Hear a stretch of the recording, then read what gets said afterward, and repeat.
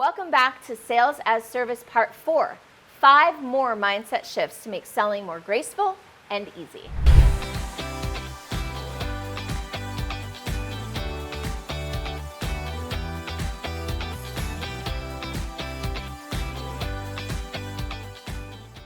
Now, I'm guessing you came on over here from video number 3, where I gave you the first 4 mindset shifts. So I'm going to just dive right back into the content here and move into number 5. Number 5, another good one from Ben Skemper, is offers are to be accepted or rejected, not collected. Now, what that means is that in the traditional world, or at least me, when I was doing sales old school style, I thought there was a hierarchy where yes was the best outcome, maybe was the second best outcome, and no sale was the worst outcome. And I will invite you to consider why that is actually not true. I submit to you that actually a yes is maybe the best outcome, a no is the second best outcome, very close up there with the yes, and a maybe is the absolute worst outcome.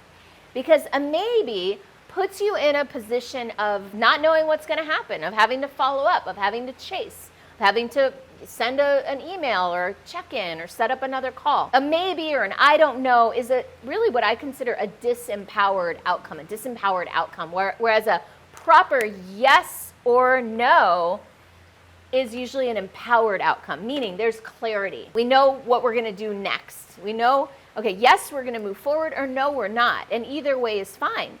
Part of what I believe is that every prospect that I speak to is a sovereign, empowered being who has the right to say no.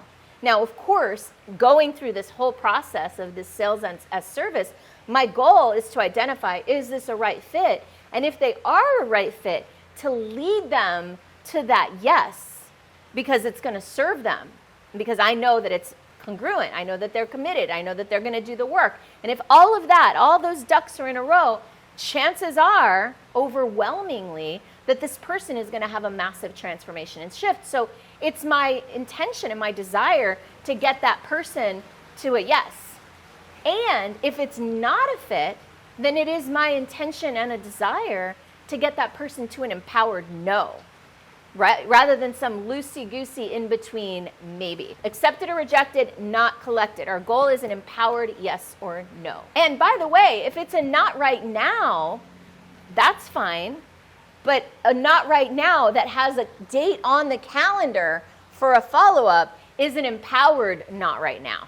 Number 6 is how you sell is how you serve. How you sell is how you serve is basically that this sales process is going to set you up for exactly how you lead that client in the actual program that you're enrolling them into. Now, of course, my industry is the coaching industry, speaking industry, personal development, transformation, and most of my audience, I'm guessing you are in that field as well. So if what we're trying to enroll people in is something that's going to make their life better, something where we are going to support them, lead them, whether it's us, whether it's our program, whether it's our team, but we're enrolling somebody into this promise of transformation, then basically however we're enrolling them is exactly how we're preparing to show up in the relationship. So what I mean by that, because that can be a little abstract, is that if you are going to coach them into transformation, but you can't coach them into a yes if it's a right fit, right? Not manipulation from a place of, oh, can I get this person to buy? But rather, is this person a right fit? Is it an aligned match? Leading them to that yes that's going to transform their lives. If you can't do that, you're not going to be effectively able to serve them as a coach. People forget this all the time. And then you're trying to enroll people with the methodology of maybe manipulation and urgency and scarcity and all these tactics and tools. Is that how you're going to lead them? You're already creating the energetic foundation of this relationship from a place of breakdown of trust, in my opinion, right? We want to show up in full integrity in our sales process because that's going to dictate how the relationship goes in the service process. And of course, this isn't perfect, and sometimes we make mistakes. I've certainly enrolled my share of not good fit clients, and every time I do it, I get more and more clear. Never again. That will not happen again. I will not make that particular mistake again.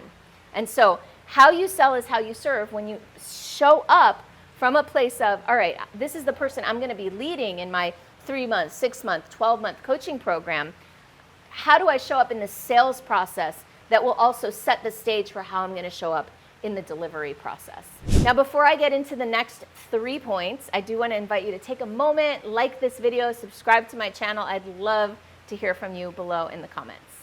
All right, number 7, this is also a Ben Skemper one. Man, Ben, you've really influenced my sales process. Number 7 is people don't want to be sold, but they do want to be led. People want to be led. Now, I know this from personal experience, like last week, where I got on the phone with somebody and she basically let me lead the sales conversation, and I was so uncomfortable. I was like, she's like, well, what do you want? Do you want this or do you want that? I was like, I don't know. I want you to tell me what's the best thing for me. Here are my needs. Here's the outcome I want. Can you tell me what will help me get there? But she wasn't leading me. She was being an order taker. And that, when you're in this industry in particular, you can't do that. You really can't let the client take over. You can't let them lead this process, because then you're never going to be able to lead them in the coaching, right? That's number 6. So a lot of times people show up to sales conversations when they're in sales is that they show up down here. Like, this is you and this is the client, right? Where the client has all the power, right? Because they have the yes, they have the money. And then there's also the scenario where you might show up as equals, like your buddies, right? You and the client. We're friends, right? We're chatting, we get along, we like each other, you like me, I like you. But usually we don't let our friends lead us, right? Unless we consider them an expert in a particular area.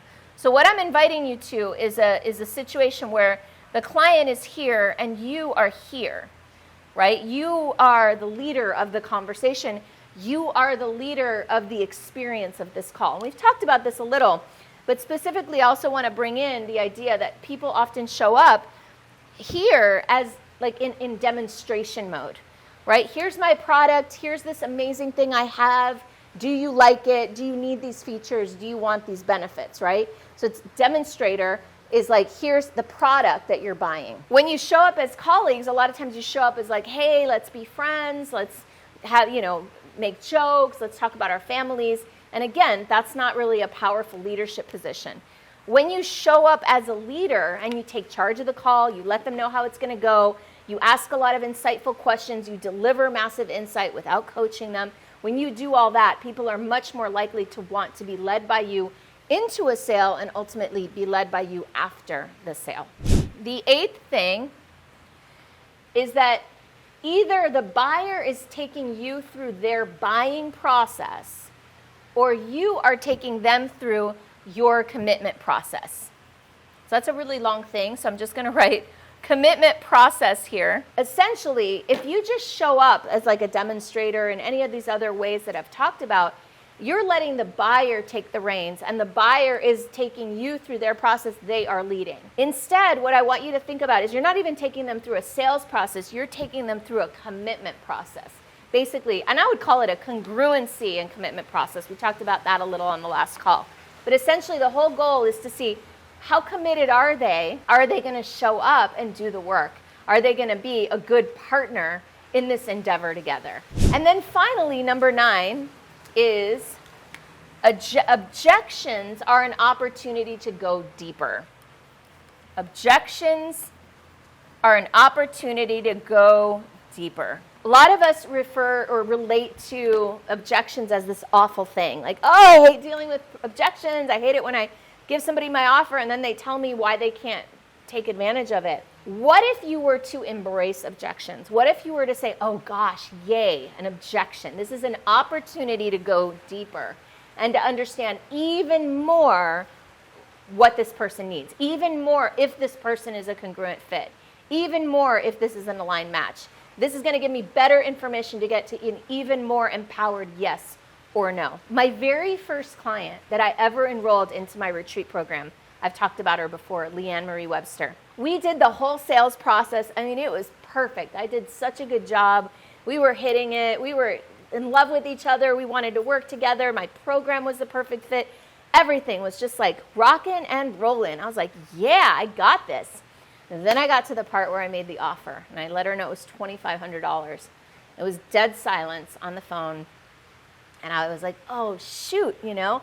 At this point, I was disappointed because I knew it was a right fit. I knew it was an aligned match. I knew it could help her. It was like, ugh. And you know, all the thoughts running through my mind. Maybe my program is too expensive. Oh, my God, am I charging too much? Or maybe I should give her a discount, or all the things. But I didn't do any of those things. I just waited. She's like, sister, I really want to do this. You are the coach for me. I'm going to make this happen, but I do not have the money right now. And I'd already determined that at a level, she was a level 10 committed. She was really, really committed. Maybe she even said 11 committed. And I said, all right, sister, let's figure this out. Where can you find the money? Like, you know, how can you go out and create the money? Can you make it? And we came up with a little mini sales plan for her to go out and make the money to pay for the program. 8 years later, to this day, she is still in my program. If I had not taken that opportunity to go deeper with her and to identify the underlying issue, which was sales, and help her come up with a sales strategy that she could go out and implement right away in the next couple of days to make the money, which she did, and then she bought my program just like she said she would. If I hadn't done that, she wouldn't be here with me to this day. We are partners, we are friends, we are sisters, we are colleagues, we work together, we play together, we've gone to the Grand Canyon together, we've done all sorts of things together, only because I did not let those objections derail me.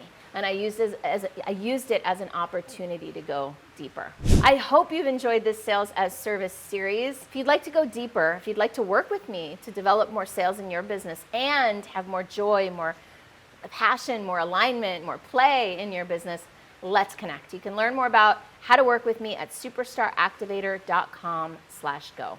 I look forward to hearing from you.